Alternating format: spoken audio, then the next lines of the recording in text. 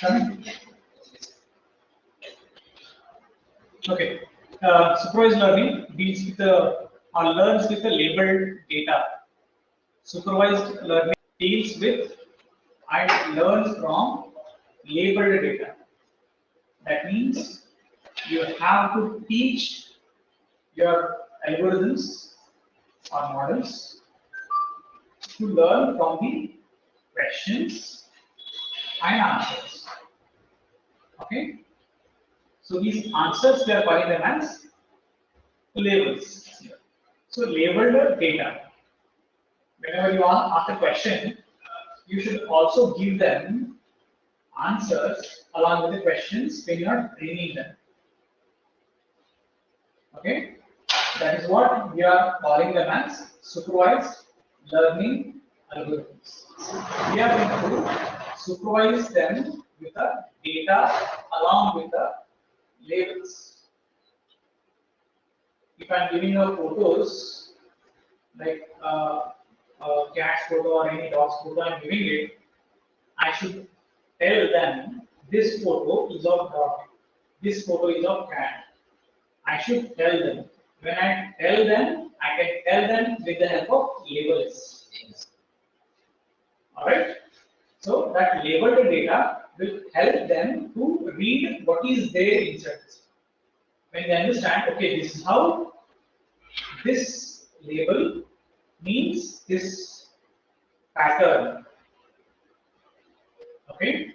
So when they understand that, when the new data comes, the testing data comes, they understand that earlier I had learned the similar label, now I have got similar label, so this might be the matching label. So they will give you more accurate label names to you. Right? Okay, let's go ahead. This is important. Working of supervised learning algorithm and total mechanism. We have label and we have labels. Right? What is the difference there?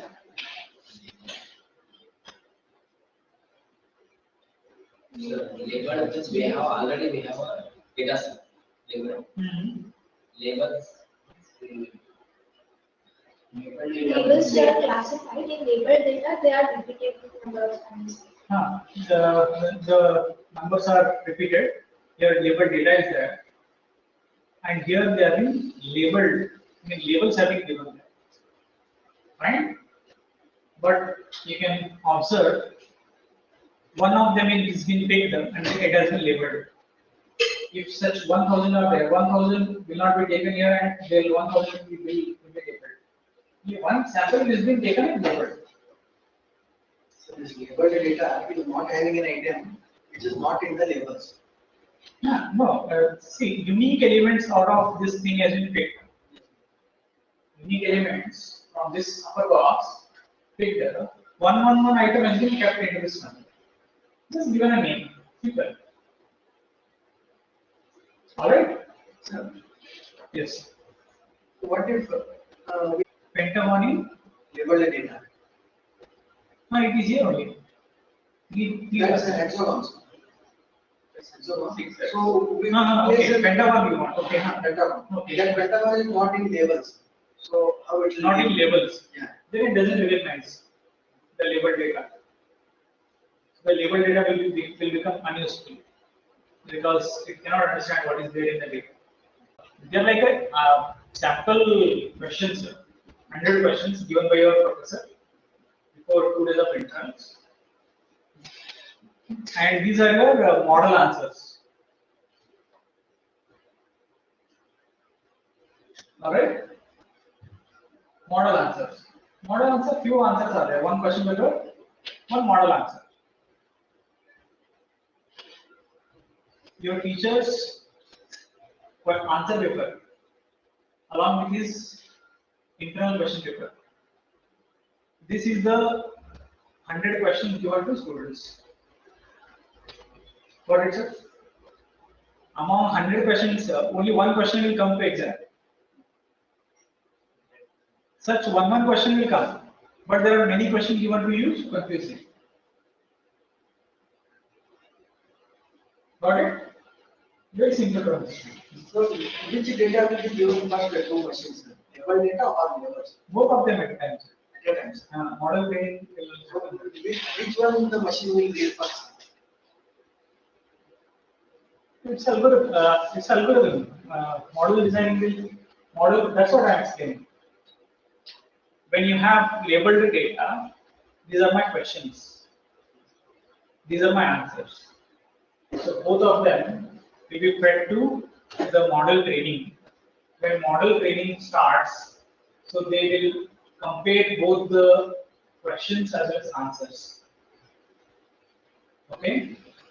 If they have the hexagon, hexagons means what? Okay, this symbol means what? Hexagon. This symbol means what? Triangle means what? Okay, it's triangle. So it tries to learn what those symbols are and what the labels, names are.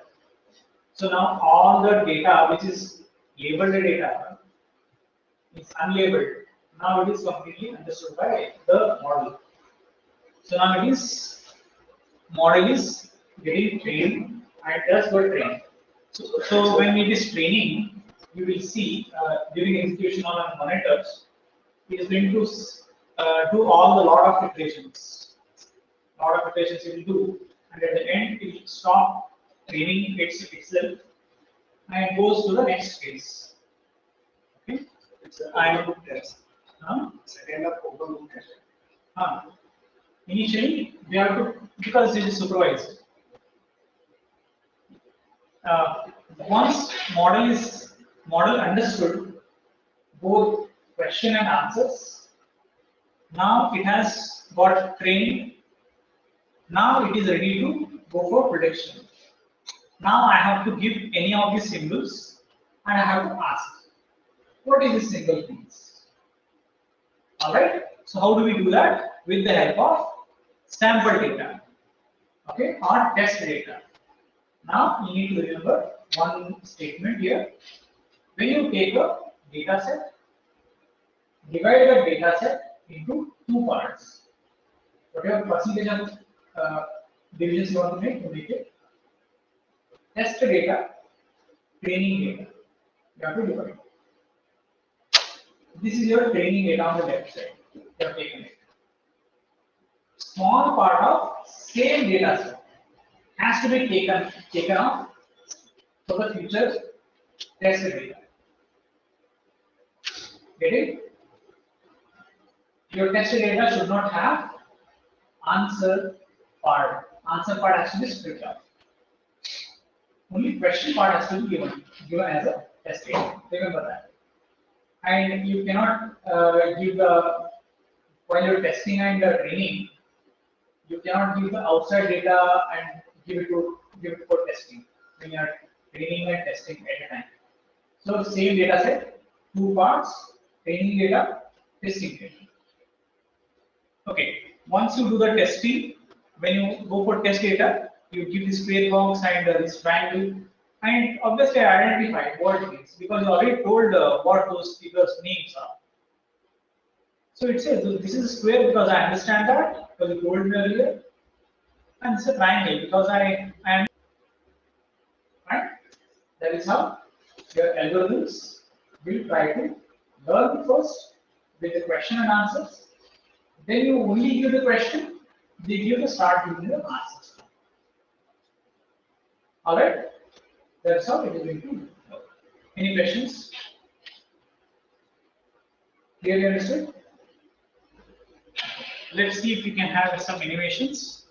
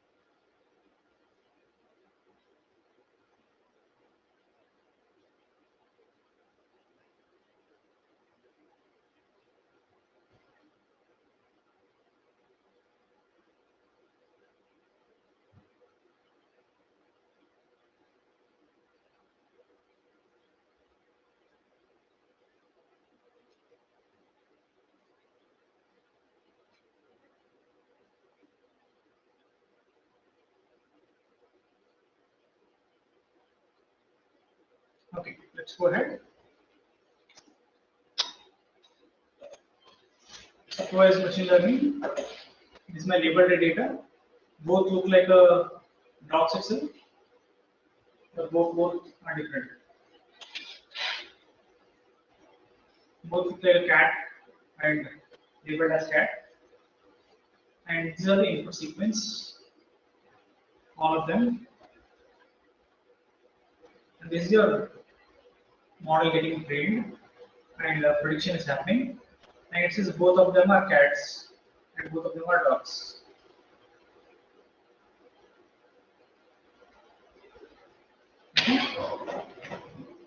This is an example of classification. This is example of unsupervised supervised learning. We are giving labels to the figures and the animals, and we are training to the model that these animals look like this, and these are the name of these animals. Then we are asking the animals, then separating them, classifying them. So first we feed the data. Right. Later we will give the question, so we will answer the Yes. analyze the answer. So what it says, let's see some fruit. Here, so much now. This is an apple. Okay, adjusting the weights.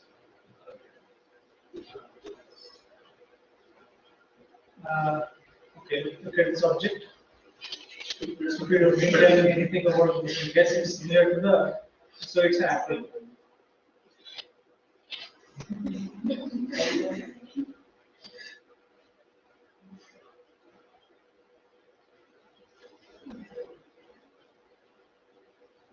So here first we feed the data set. Later we will ask the question, we will give the answer.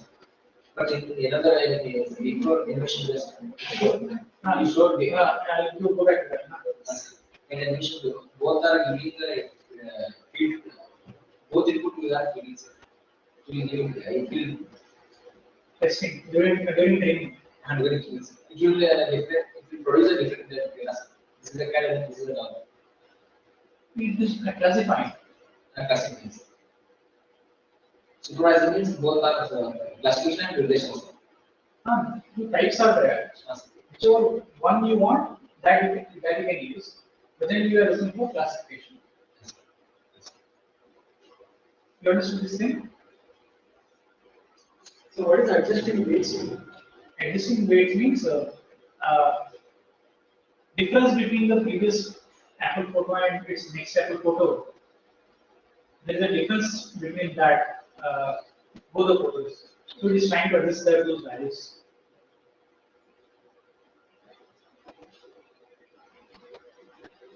Weights you can see in the neural networks. The weights are there, and values have been written there. I think we should have a bigger photo. Yeah. In this one, it was shown red apples. Then when green apples, how we decided that green apple is also an apple? User has not provided the exact sample. Why you took the decision on its own? Previous object, that's all. Similar to the previous object, that's all. Similarity. The previous object as well. So it looked like a apple. It's going to that conclusion. Is it like I was Predicting percentage. So even if 80% resemblance is there, it is declared as the previous object. Accuracy, if it is increasing, then only you can believe on that is right. Okay, that is confidence value.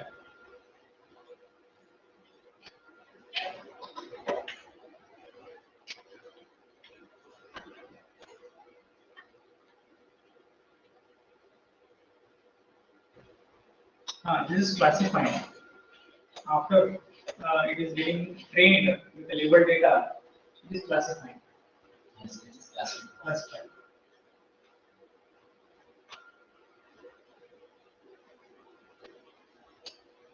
I hope all of you understood. Let's go back. Yes.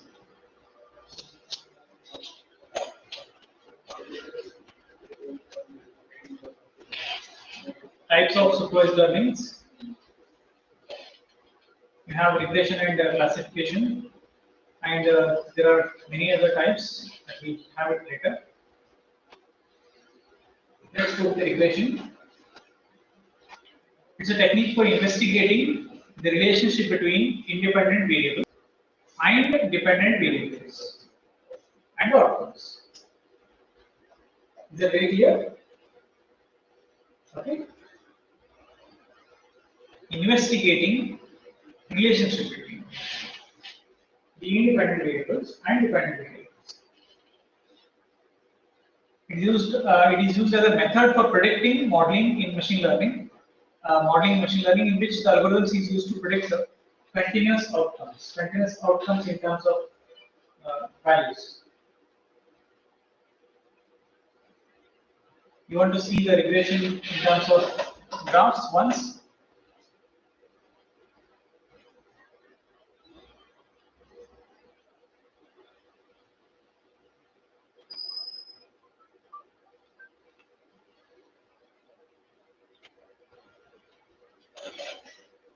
This is the x value and this is the y value, dependent and independent variables, x value, y value, and these are the points, data points added onto them, and this line is getting adjusted based on the very the values which are very much common between all of them. All right, that gives you an edge over predicting the values which are coming near to that line. Okay.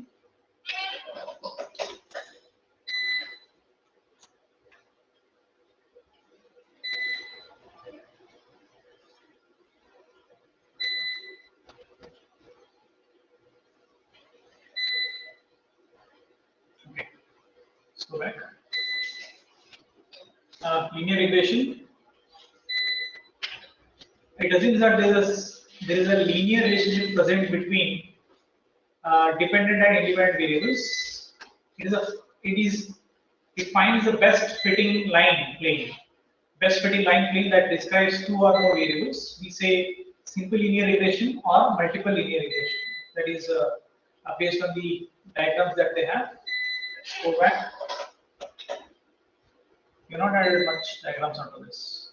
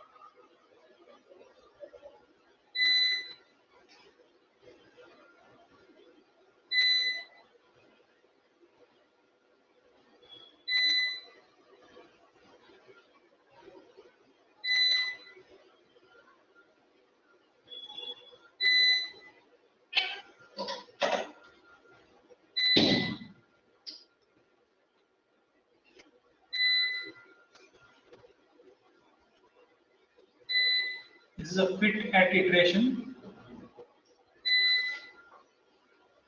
Okay, here you can see epoch.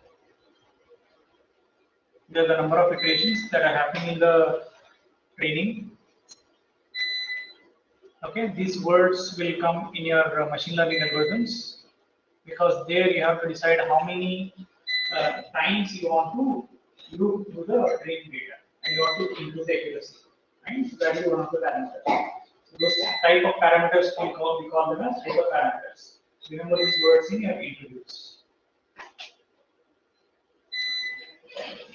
Original data, that is fitted line. This fitted line is trying to create a relationship between the data points that are being available as a original data. All right. These are the parameters that we have as an independent variables. Okay, so those variables are nothing but just measuring scale. The actual data available on the graph itself with the red dots. So our intention is here is prediction. How do I do prediction? With the help of line. With the help of line, I can only connect. I can only draw a conclusion that whether those dots are having relationship or not. So based on that itself, I will be able to predict whichever unknown dot if in future comes and sits along with the line, then I can say nearby value I can assign it to that also, and I can say this is my predicted value. I have a base of other data points. Based on those data points, I can predict my new points values. Alright?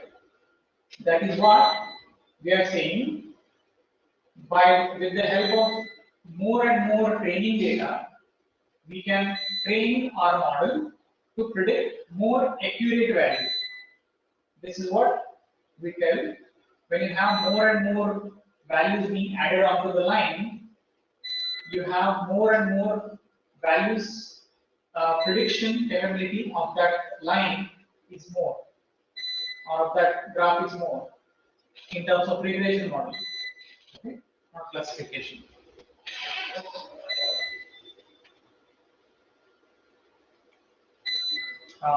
Then we have multiple linear regression, you see.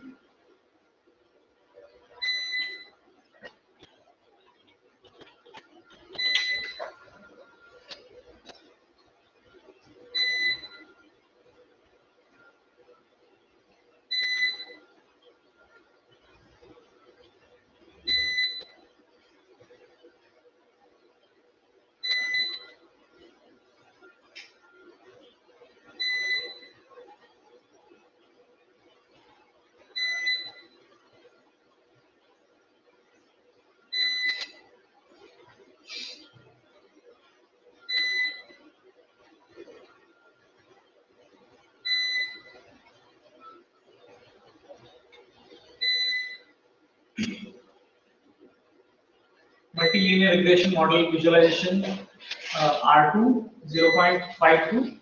0.52 is your performance metric R square. We spoke about this one earlier.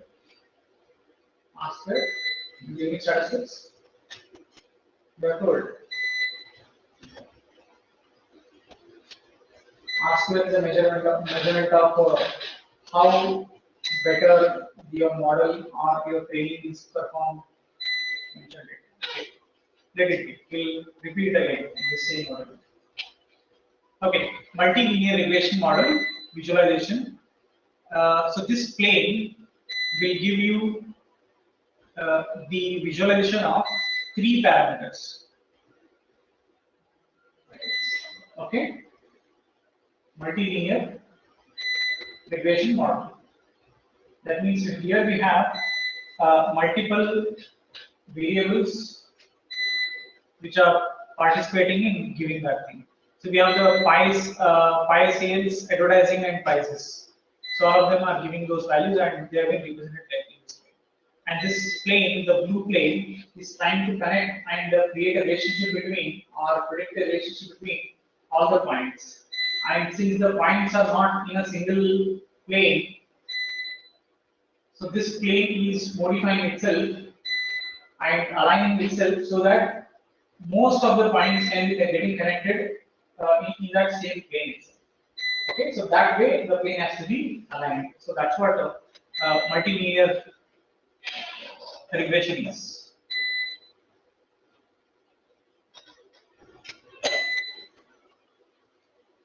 You understand that?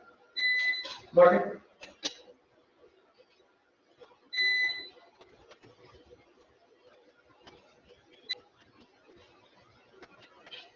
In GDP and in any of your predictions that are happening in supermarkets or in any of the sales spaces where numbers are very important to crawl, at that place these regression models are definitely used, but those people will not use it like how we use like programming. So they already have implemented those things as a tools. Okay, and everything is being integrated. The data is not coming in people's hand of salesmen. It will be just through software only. Just everything is been traveling. Okay, you just have to click the button to calculate and give the graph everything and it will go. The data will not come to you actually. Fine. So that way they will use that, but they don't know that they are actually using internally all these models. Fine. So they also predict those people who have worked in the sales of supermarkets or malls. They understand that their managers and their dashboards will have the next day's prediction already being added to their dashboard.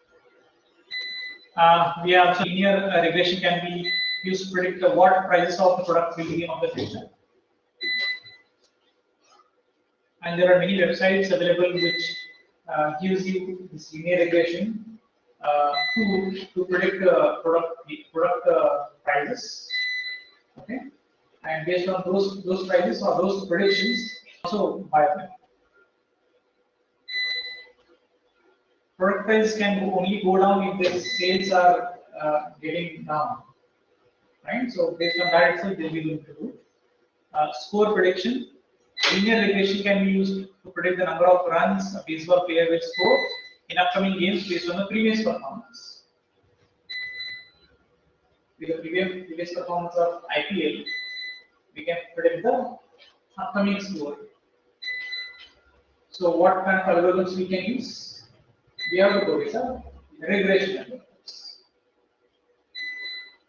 If you have only two variables, you go with the linear regression. You have multiple variables, go for multilinear regression. And in that also there are many types of algorithms. Whichever data it suits to your algorithm, choose that. Continue. Right? At least you need to have an awareness of what algorithms where can fit it.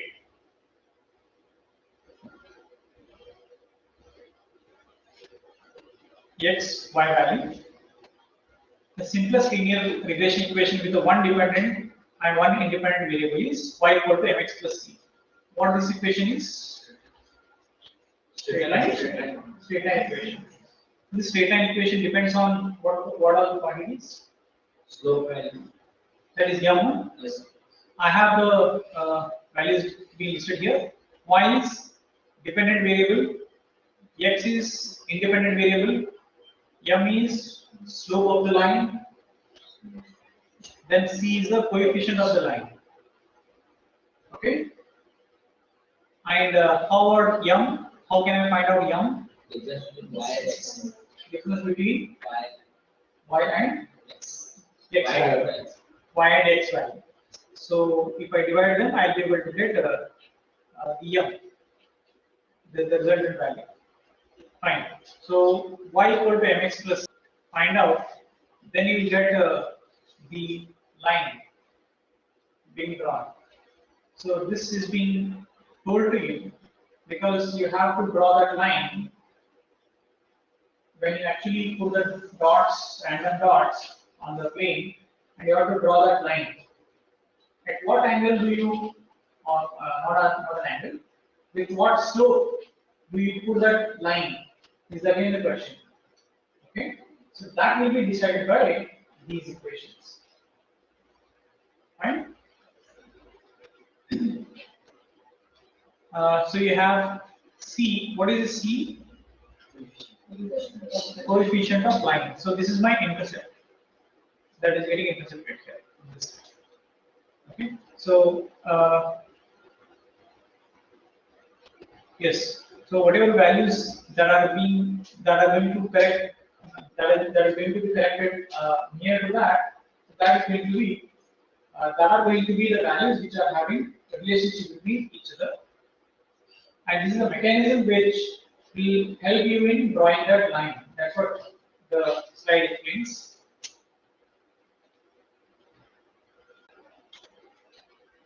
It's a type of linear regression model where there is only one independent and exploratory variable. Linear regression can be written literally as y equal to, it is zeros. It gives you more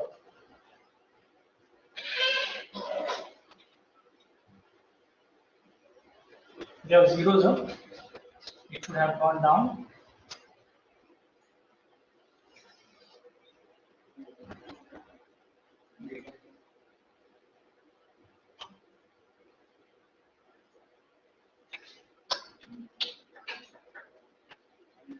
Okay, I'll just make few of them.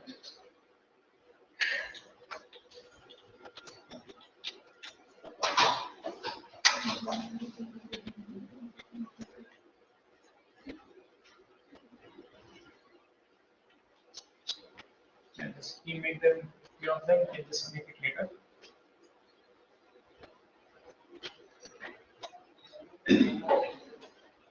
So y equal to beta of 0, beta 1 of x1, x2, x3.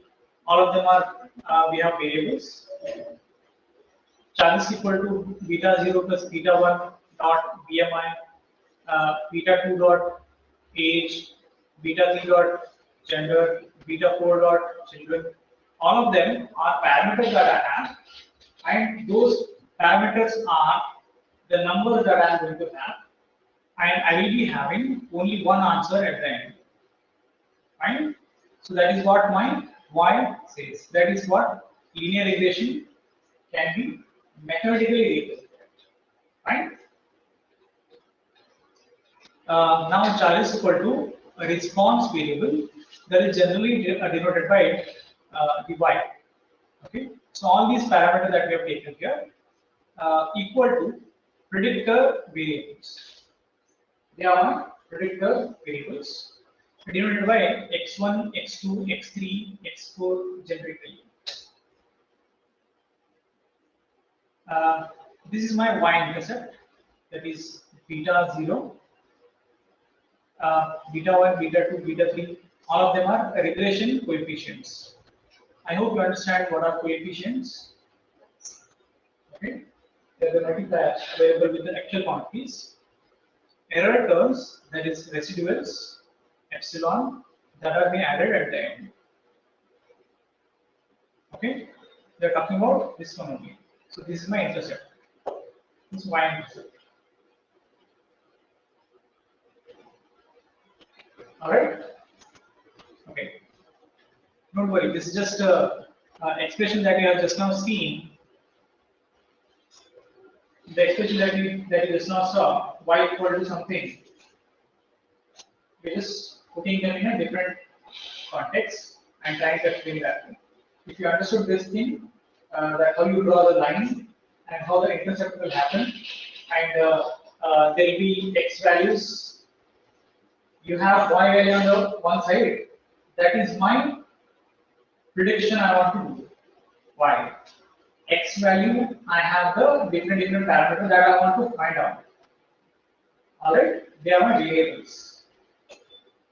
Okay, so those variables I am going to have some coefficients being added, so that my answers could vary. Alright, so that has been done. I think that's used in the insurance industry. So based on those parameters only, the insurance for that person is fixed. In LIC. They collect all these data, and based on that, what is his age? So if the guy is of younger age, lower premium is such. If the guy is of higher age, higher premium. If he is a non-smoker, again lower premium. If he is a smoker, higher premium. LIC, life insurance. Yes, that happens. Yeah, one of my friend is a regular university over this one. So there are some people comes who smoke every day. They come and ask their fake certificates for the non-smoking insurance claims. Yeah, it is being used. The data that is being available, that is being used. And many industries they use it, but we are learning it here as a ML concept. But it is obviously being used in many industries because they need it. It is their tool actually. Like how any kind of people who have tools, right? It's their tools, business tools. Okay. So they use it to crawl those numbers, crawl those data, and they make some decisions to make their profit enhance or to reduce their losses. They do this thing. Alright? Thus he's saying if you wanted to increase the premium, the amount of premium, so the person has to be less mortal, more mortal. Okay? So he has to have the good habits. So he can have so he can produce the certificate. So that certificate could be given on this one. And all the numbers that he produces, those numbers could be fed to this algorithm. And when we give it to the algorithm, it design that line and show you what kind of premium this person fits. The prediction will happen. When the prediction happens, then they decide, okay, this person is eligible for this much percentage of premium and this much percentage of reimbursement. LIC. And same thing happens for the people who go for loans also. How many times this person has done a fraud? How many times he has defaulted the EMI? He took a phone and he did not pay 2 times in between he lost the EMIs. Every time he paid, but in the middle he don't pay. So those patterns will be used as a whole data in the person and created the graph like this. And they give you this kind of plots. And at that time, when they give you this kind of printouts, you will not understand what is going on. A lot of things are there, lines are there. But it has a meaning of what is your behavior and what data they have given and what importance that holds to get the loans. Alright? Okay.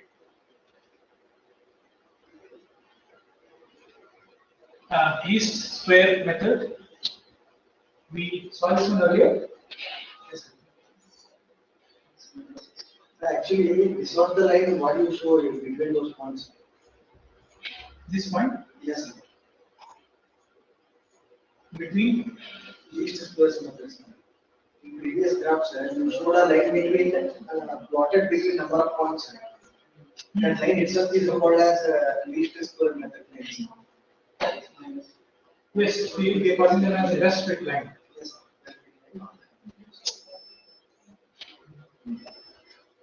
Okay, least least square method, finding the best fit line.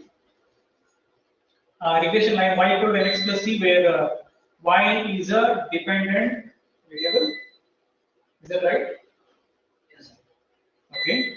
X is independent variable, and we have a c as an intercept. Why do we need c?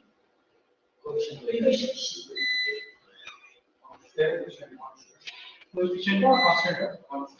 Okay. How do you tell me here? Anyone option? Tell me the cross. X, Y.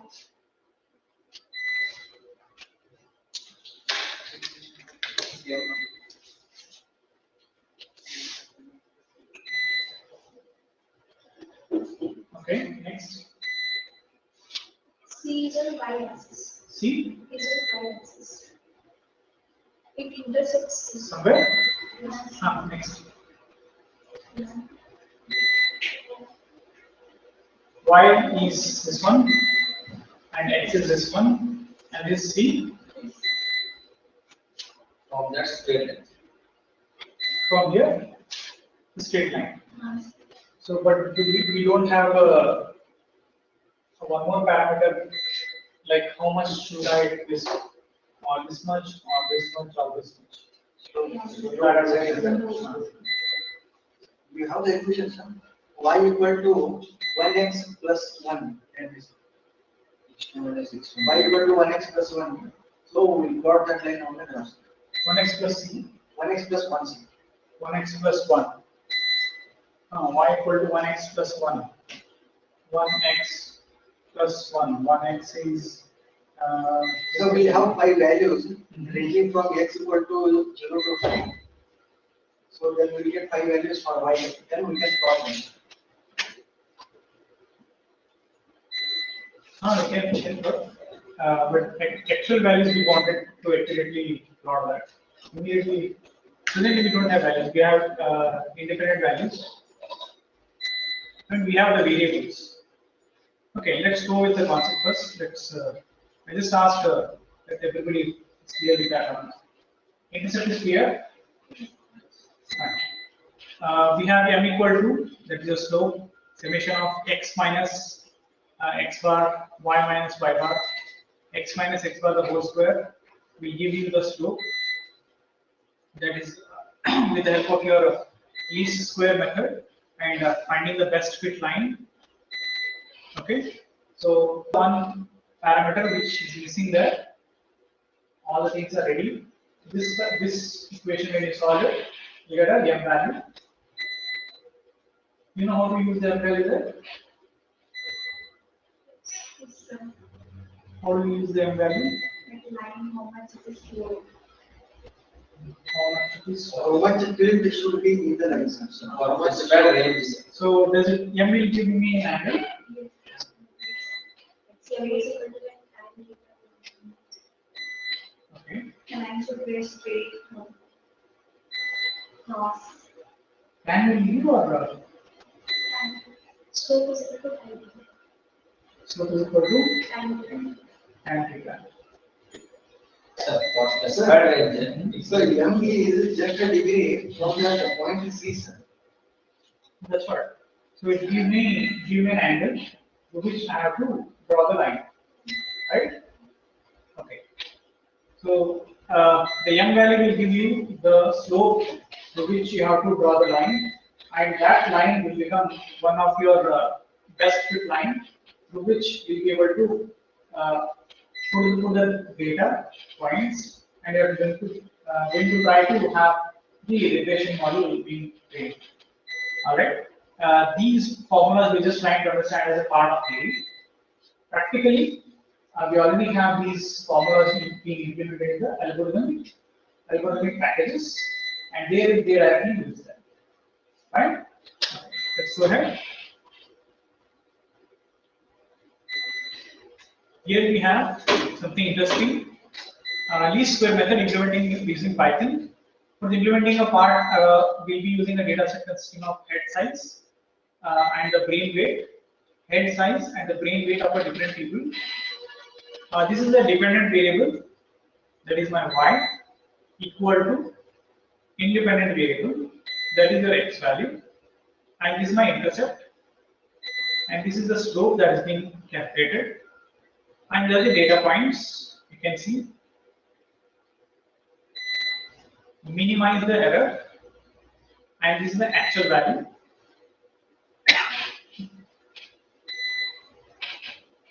And this is the error. This is estimated value.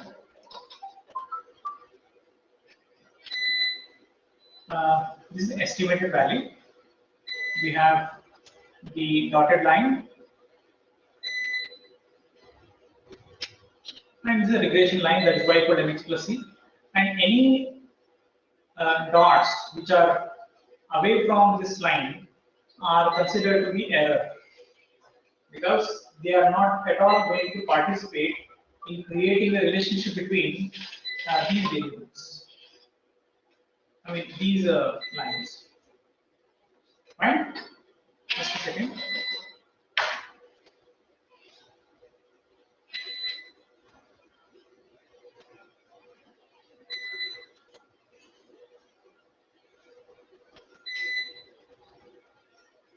Hello.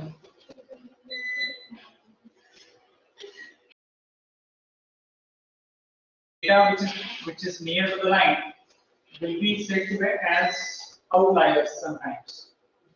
Okay, not only here, in many cases, in any of the plots where the data seem to be not aligning with our targets, then such data can be said to as outliers. All right, remember this thing. And here we are also calling them as errors. This is my one of the error. This is also an error. It may be an actual value, but it's an error. And this is my estimated value. Okay, this is estimated value. This is my actual value. So that's why it's my error itself. Okay, so this is how you can understand the system of regression data and their behavior in terms of scattered data.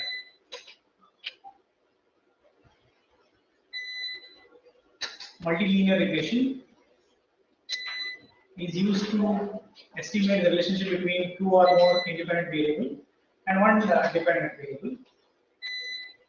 Two or more independent variable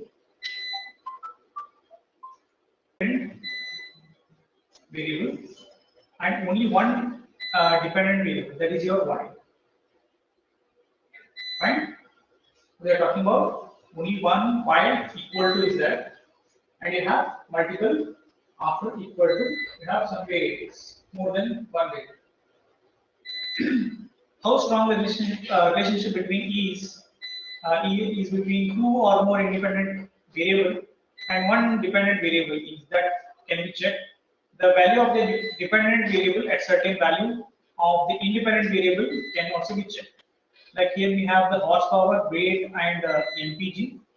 These planes could also be filtered according to the best fit of all the data points that are being there.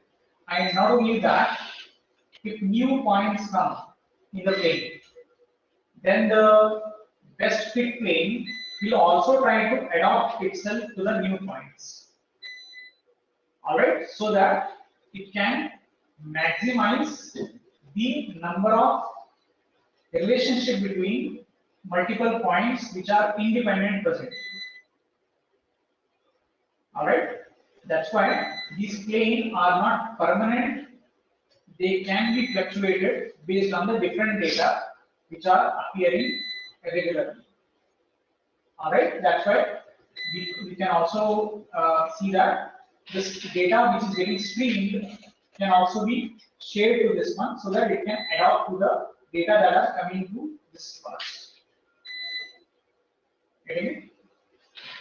So it has to be adaptive and it will be adaptive. Since we are calling them as multilinear, because it is also having multiple independent variables. Remember this one. So one dependent variable, multiple independent variables.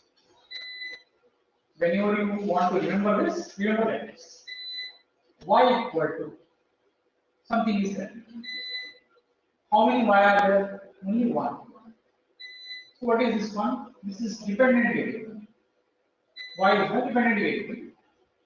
After equal to whatever are coming, so they are my independent variables. Alright? So that's why this way I can remember.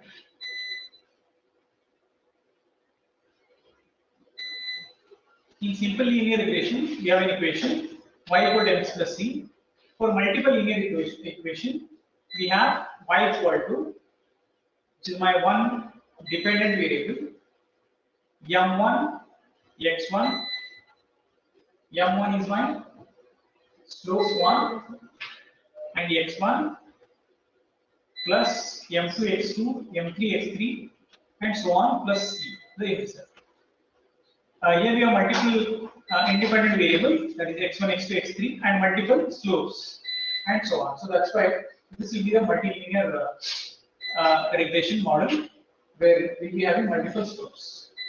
Multiple slopes means each slope is for each line which is going to have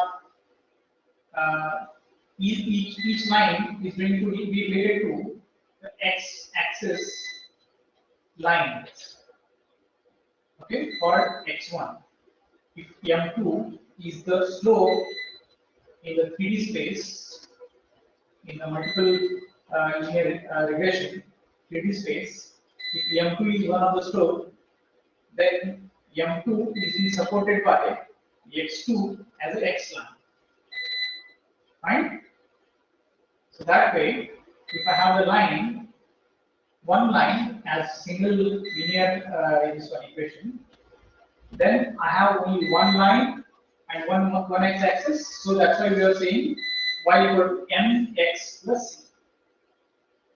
Now we are saying m1, x1, m2, x2. That means we have multiple slopes being added. That means we have, as she said, we have tan theta. If I say I have m1, m2, m3, then I have multiple angles. So if I have multiple angles, that means that each line is having different angles. Alright, each line is not same as all the lines. Else we would have told only m every time. So we are going to say m1, m2, m3 every time. So that means all the lines are having different tilts. Fine? That means every line of m is changing along with the x value. Fine? That's why the tilt that you have seen in this one is real. The plane is not straight one plane, it is modified plane. That's what this m1 into m3 completely changed values. Here three displays. Because the points are scattered so that to cover all of them, the plane has to bend itself and to cover all the points. That's what it says.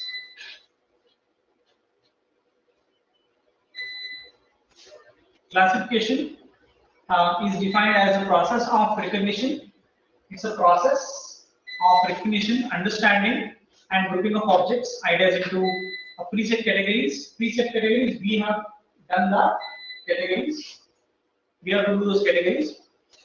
With the help of these pre-categorized training the data set, classification multiple, the machine learning program leveraging the wide range of algorithms to classify future data sets.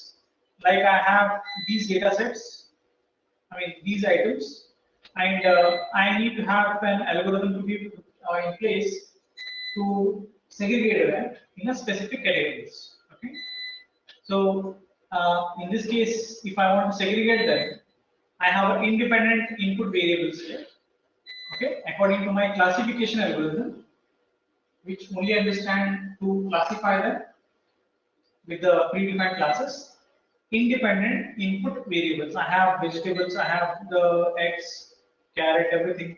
Okay, and there is a classification model or classification algorithm is coming in place, and it is dividing vegetables with the groceries. Okay, not grocery categorized. So it has separated it. So classification only knows to separate them.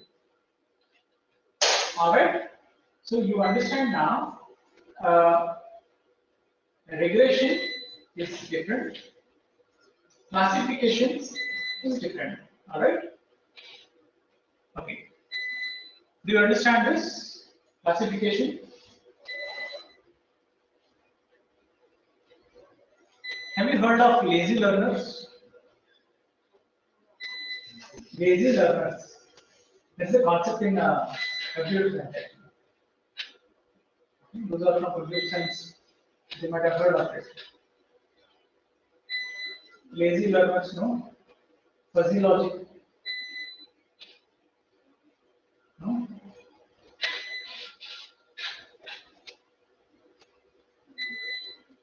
Computer science engineering. No? Okay. All right. Lazy learners. There's a learners in the classification problem. Learners in the classification problem. Because since we are talking about the learning, let's talk about different types of learners in computer science. It first stores lazy learners. It first stores the training data set before waiting for the test data set to arrive. What it says? First store training data set before waiting for the test data set to arrive. Alright, this is one thing. When using the lazy learner, classification is carried out using the training data set's most appropriate data itself. Okay, less time is spent on the training, but more time is spent on the prediction. Less time on training, definitely more time you have to spend on prediction. Agree? So what he has done, why you are calling them as lazy? Because we don't, they not learn anything. We want only He has learned less, sir. So that's why he is taking more time to predict it. So that's why we are calling them as lazy learner. Less learned. That's why lazy learner. Okay. Less time is spent on training, but more time is spent on predictions. Some of the examples are case-based reasoning and K-NN algorithms. Okay. K-NN algorithms are again another algorithm we'll study later. But have you understood lazy learner? There is one more concept will come next. Lazy learner understood. It is just storing, using the training data itself to learn it and try to immediately go and predict. So it is taking more time for prediction. And here one statement we are making. Before waiting for the test data set to arrive, we are making this statement because it is not waiting for the data set to arrive and going for the prediction. The training is not tested. The training is done now, but the testing is not been done. But still, it is going to go for prediction. So that's such kind of a learners can be said to as lazy learners, eager learners. You will see the difference now. Let's see the difference. Before obtaining a test data set, eager learners build classification model using training data set. They spend more time studying, less time predicting. Okay, vice versa. Some example of them are ANN, artificial neural network, Neo-Bayes, and decision trees. So they are the best algorithms that you can look for. So these are the examples of algorithms which uses this kind of a approach of learning in their algorithms.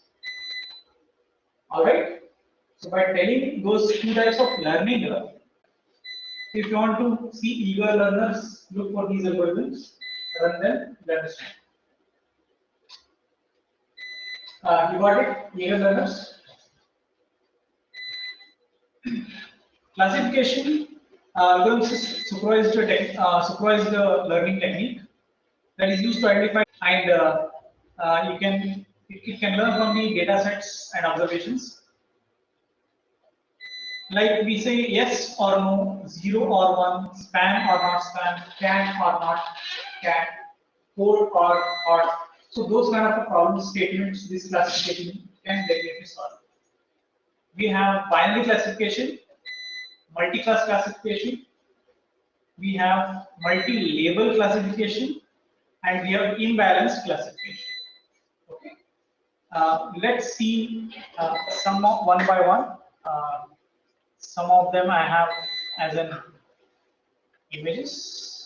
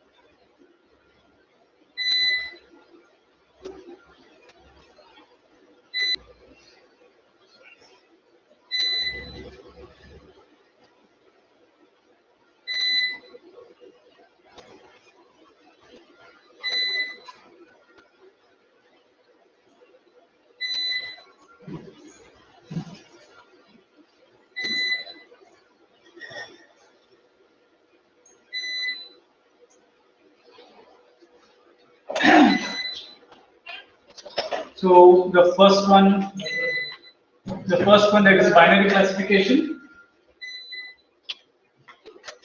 is this one box to send into spam box or you're ready to keep here in your inbox. That's one thing. Next we have multi-class classification. That means you understand this word multi-class. That means it can understand multiple classes and it can separate.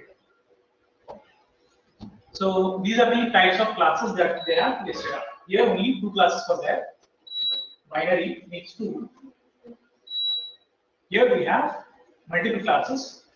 These are the type of classes.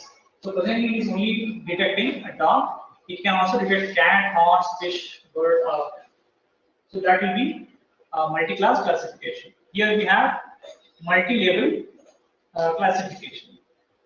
Harish, look at this example.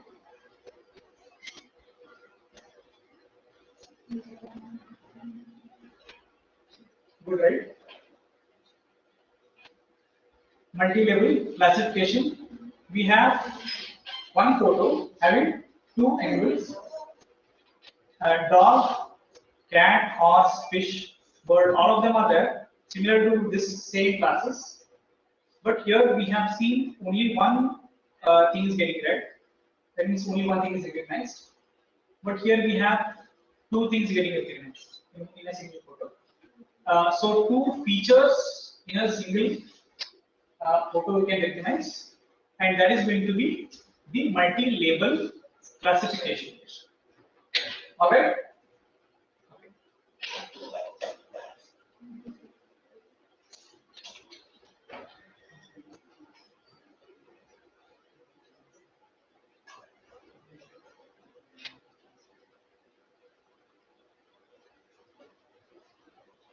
What is that line, sir? Blue line here? What's that report? These are the number of times that loop has to turn. I mean, loop has to Iterations are happening. iterations. Number of loops. This is single object having detected classification. So classification, that means it's a cat, recognized, simple, recognized and marked. Things can be taken. So what kind of classification it is now? Multi-level. Multi-level classification. And also it is localized. So this is instance segmentation. Okay? Instance segmentation means wherever the object is there, only that object is going to be covered with the markers. So what's localization? Localization is where the object is actually localized in the whole space of given input. It is like a effective sampling of the potential object that you're looking for. You're looking for some person. The person is somewhere on corner of photo. Other things, everything is background only. So you want to crop that person only. Only person you want to crop. So only that person will be focused. Other things will be blurred. So to do that, I need this mechanism. Alright, let's get back. So these are the types of classifications we have. That is binary classification, multi-class, multi-level, and imbalanced classification.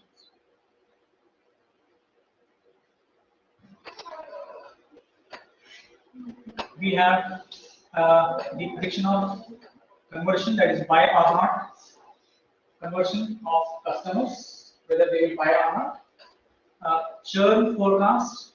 Have you heard of this word? Churn. No? That he will come to our shop again or not. If not today, will he come again tomorrow? Yes. Recurring customers. Recurring customers. Okay. Anybody else? Churn rate. Heard of it? Churn rate, no? If you have the vehicle and if you are using that to earn something, then you can use that and earn more and more. If you try to use your bike or something more efficiently, so that action of making it more efficient is churning, doubling the profit. Getting doubling the profit by just using the same resources. Churning. Okay. Which one? Rapido. Rapido. Rapido can be one of them. Detection of spam email can be one of them. Binary classification problems often require two classes, or one representing the normal state and other representing the aberrant state. Can also be one of the example of binary. Okay, same thing as I explained it to you. It is spam or not spam. Because the emails, they also do the same pattern recognition as I told you earlier in terms of your regular expressions. Regular expressions. Have you heard of them?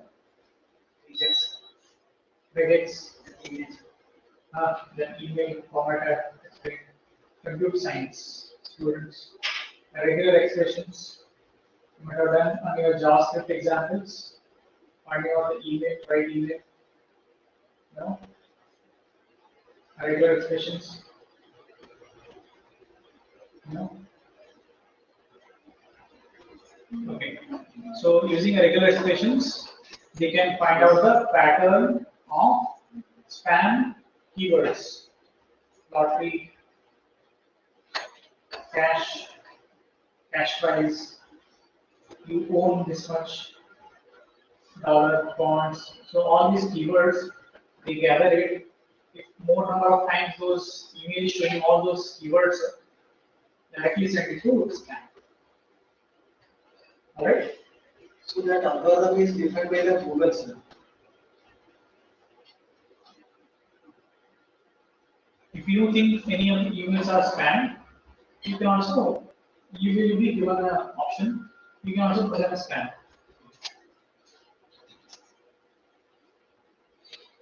And whenever you put a video or something on to report as spam, so that goes to the programs, these kind of programs. They will check whether this is violating some kind of a rules or not. The rules are defined, YouTube rules are defined, procedure is defined, everything is defined. So why the person has to check? So programs will check your videos or whatever you scan your reporting. So this programs will reply back to you. Now we have blocked this video because it is not following standards. So we have binary classification. Following our well-known binary classification algorithms, that is logistic regression, support vector machines, simple, base, and decision trees. Very important algorithms that you will be going to learn, and you will definitely get these questions in your interviews. If you are going to face interviews with the ML angle, then if they go in deep in terms of the algorithm, they just on the surface search, they just start from this only. Do you understand the types of machine learning algorithms? When you say, okay, I understand this type of algorithms. Okay, do you understand supervised algorithms? immediately your Windows should open and saying that, okay, I understand there are two types of algorithms in that, regression and classification. When I say I understand regression algorithms, they just ask why do we use them and how can they help us in industries. Definitely, when you want to predict something,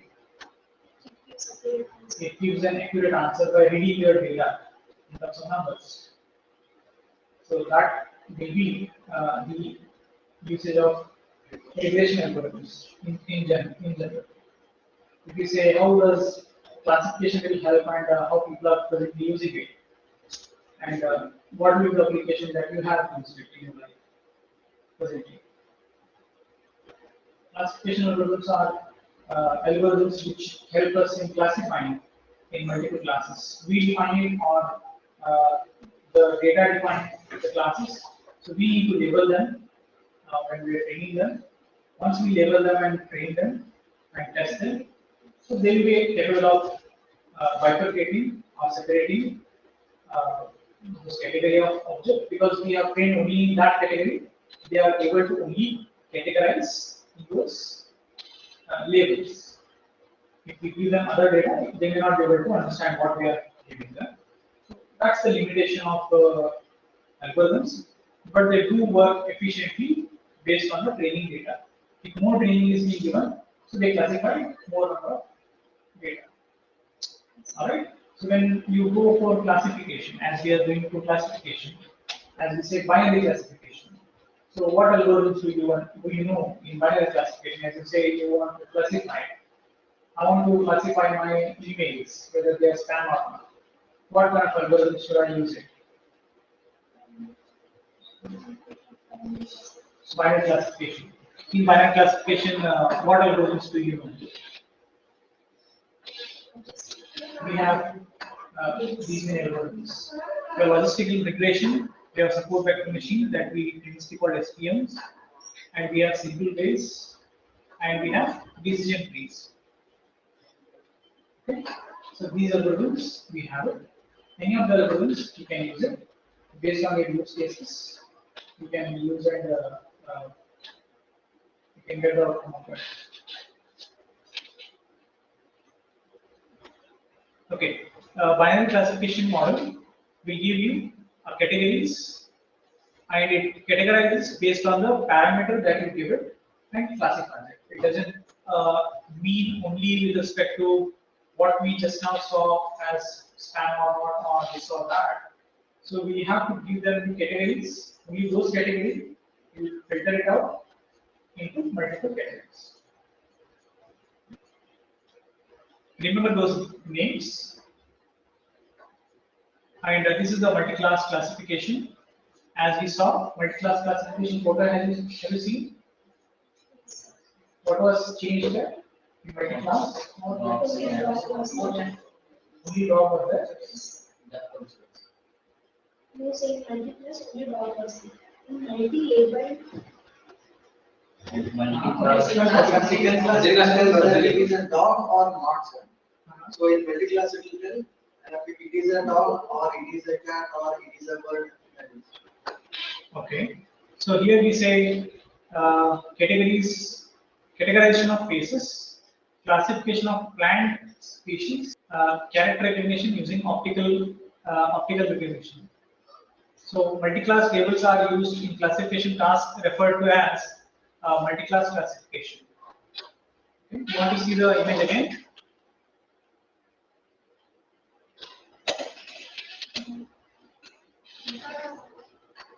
This is the multi-class, the second one. Multi-class classification. We say we do not have an idea of normal and abnormal outcomes. In the contrast to binary classification, the text is small.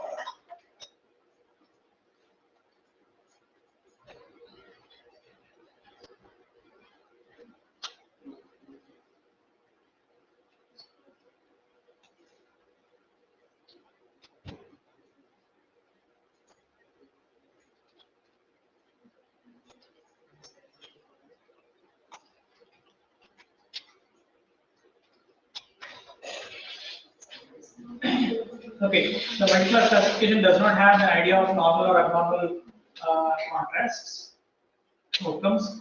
Contrast to the binary classification, instead instances are grouped into one of the several well-known classes or variables. The number of class labels that you are going to define could be rather high in a facial recognition system. For instance, a model might predict that a shot belongs to one of the thousands of tens of thousands of faces. Okay, it might consider that a model might predict that a shot belongs to one of thousands of tens of thousands of faces. Okay, so that's what multi-class classification will give you in answers.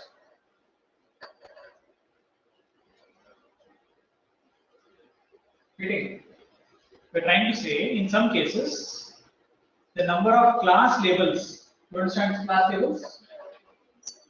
Class labels, triangle, hexagon, names were written, were labels, right? So here we are talking about face labels. This person is student 1, student 2, student 3. Okay? So such faces we have recognized, and we are saying such many faces are there. Okay, number of class labels could be rather very high in a facial recognition system. For instance, a model might predict that shot is a photo belongs to one of thousands of 10,000s of faces. It might recognize. Text translation. Text translation. What does it mean by translation? Converting text Converting from text to binary. Text to binary. Converting many things. One type means telling both English to types. Kannada. English to Kannada is the example. Okay. Here, English to Kannada is translation.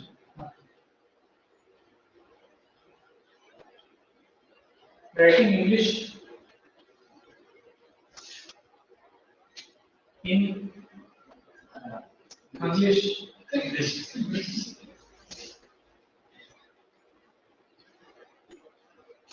What do we call it?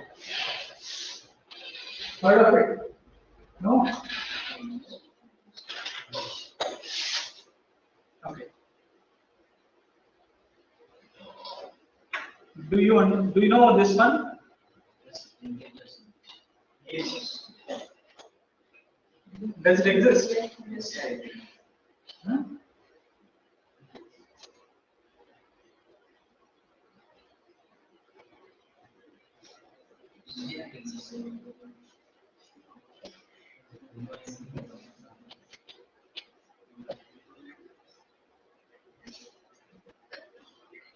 This is English.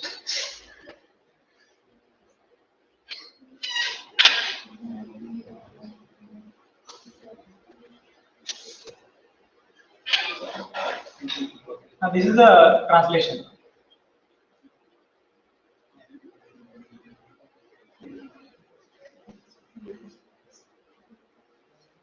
Okay. Okay. So what I'm trying to tell you is there are words similar to translation. Since you are going in the machine learning, and what does this mean?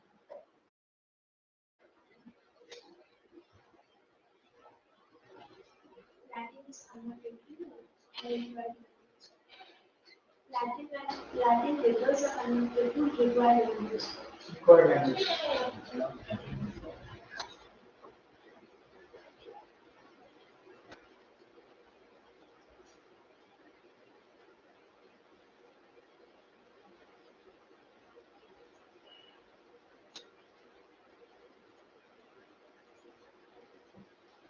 Small So demo. translation is translating the emotions, whereas transliteration is having the literal meaning of the word. No, here it is given. Can you all understand? Hello is written. Translation is because other person doesn't understand English here. So for them it is namaskar. Namaste. So, for the person who understand hello but can't read English, he listen to that and he understand. So for them it is transliteration.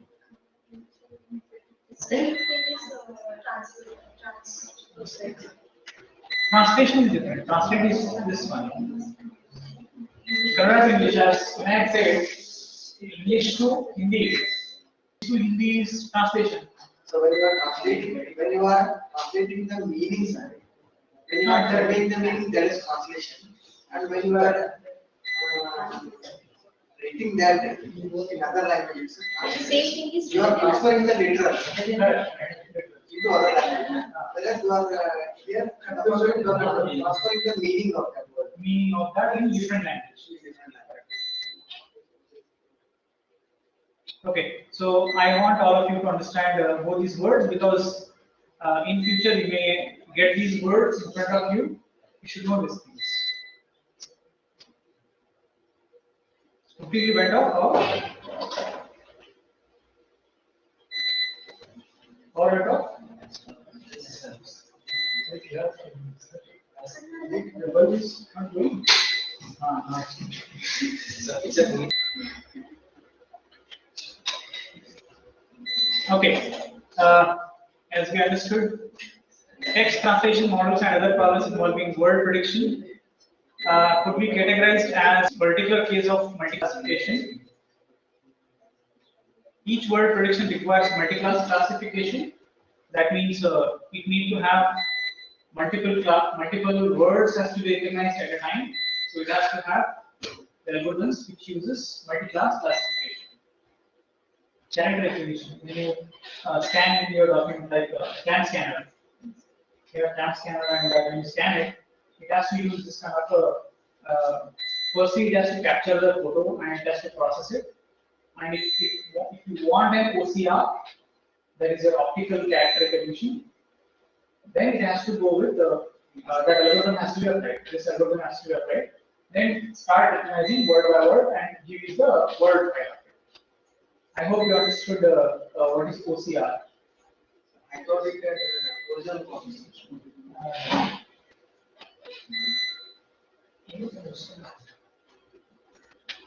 For example, this is a photo. This is a photo I have.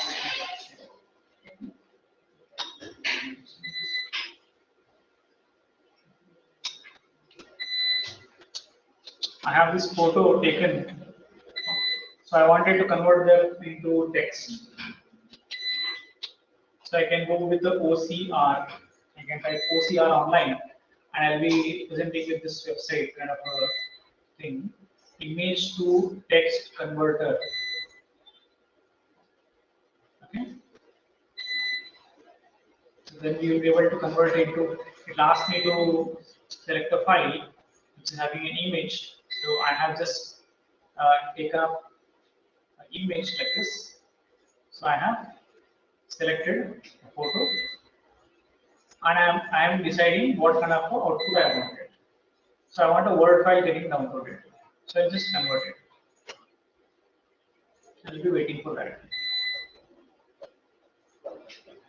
Yeah, it's converting and giving me that. I can also download my Word file.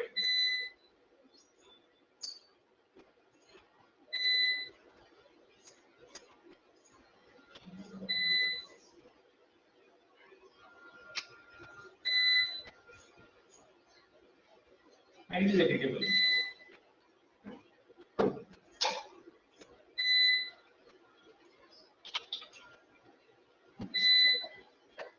Alright. So this is my OCR. All of them are editable now.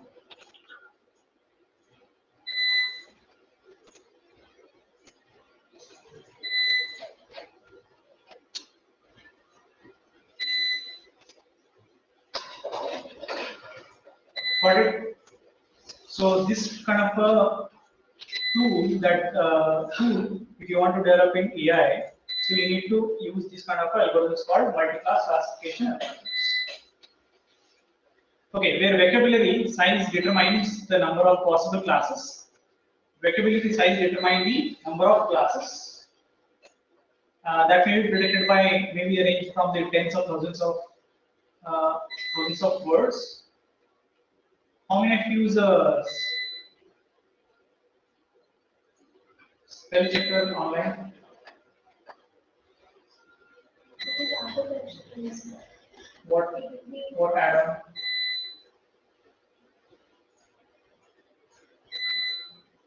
Grammarly. Grammarly. Was it? So Grammarly is one of the what you can say NLP program. Okay, natural language processing program, which uses this kind of algorithms to understand your whole paragraph and tries this to multiple positions, whether a spelling is correct or not, whether a statement is correct or not, punctuation is needed or not, comma is needed or not. If you repeatedly write 2 times the same word, whether it will give you a scratch line on that, okay, red line on that. So that prediction will give you based on the self-purpose. Alright, that will be an add-on. Popular algorithms: decision tree, name base, nearest neighbor, support vector, logistic, and k-mean. We see them in the coming classes. Right? And before that, I want all of you to go ahead and look for one website or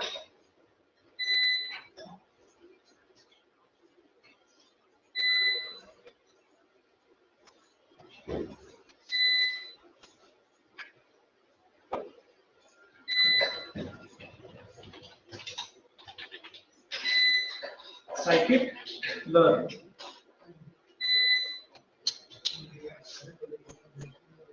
This SCI kit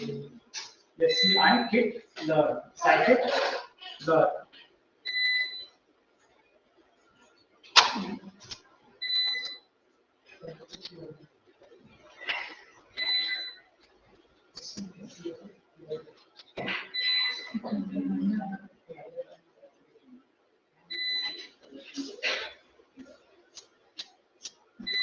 In this one, there are 2 categories. I want all of you to go through both the categories and study what is there in that. You can see there is a pool of algorithms available inside.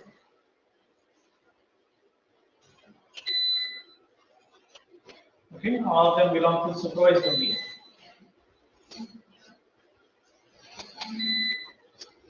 If you go to regression, there will be lot of algorithms again available.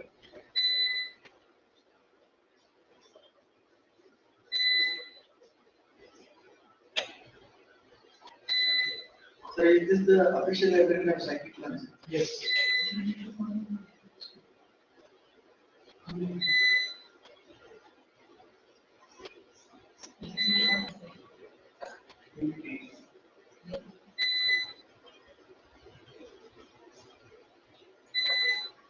Actually, the smallest machine learning algorithm. How does machine learning algorithm look like?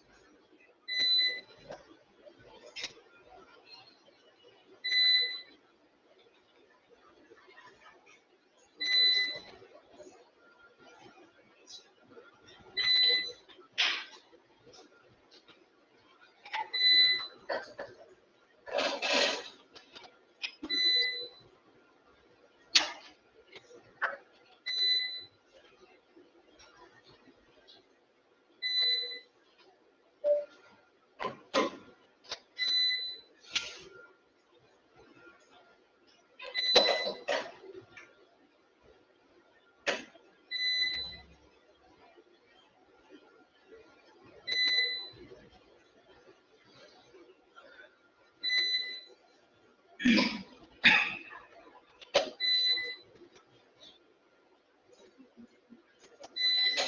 this is how the simple programs look like when you actually implement practically linear regressions. Same like how we use imports, same thing. Thing is that only thing is you need to import some extra things. And here they have taken a URL to load the data set from outside and raw data frames from CSV, NP, HStack. Why we use HStack? Origin What stacks we used earlier? in numbers. What was the output? Matrix. Correct. Have you seen this kind of symbols? Colon 2. This. So XY, and splitting XY for training and testing. Training and testing. You're going to change them with respect to the number of training and testing data. Linear model is an algorithm. As I told you, algorithms are ready. This is the algorithm which is ready. Linear model dot linear regression is your algorithm that you're going to call, and you're ready with this algorithm. And you create an object of or instance of that, and you're ready to implement that with the help of fit. And you're fitting these values into this algorithm. You are ready with the X train and Y train. That means this is your dependent variable, this is your independent variable, or this is your question, this is your answer. And when you are done with the training, you have to only give question when you are asking them. Okay, that only give question. X value only has to be given. Y is actually the answer, right? Y equal to something. Y is the answer. X you have to give now. You give Y. So that way, this is one of the ML program. Here to predict your data. Your algorithm will take care of producing the output based on the data that you are supplying in the training and testing. Alright. So if you want to check the performance, you can check the performance in middle. Here they are checking the performance. Score they are checking. Variance score they are checking. Coefficient they are checking.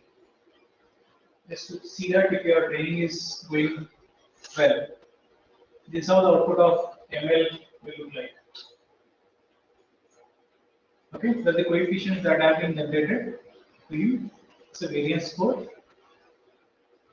Residual error plot look like this. This is the line that has been drawn. Training data, this is testing data. That's it.